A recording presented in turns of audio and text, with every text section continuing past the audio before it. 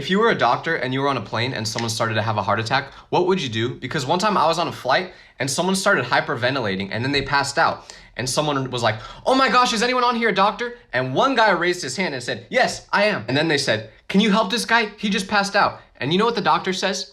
He says, "Oh, I'm not that type of doctor. I'm a dentist." Then why would you raise your hand? You think this guy needs a cavity filled on the plane? No! Luckily, the guy that passed out ended up being okay, and it turns out he was just nervous because it was his first flight. But I know now that when that doctor goes on flights in the future, he is not raising his hand.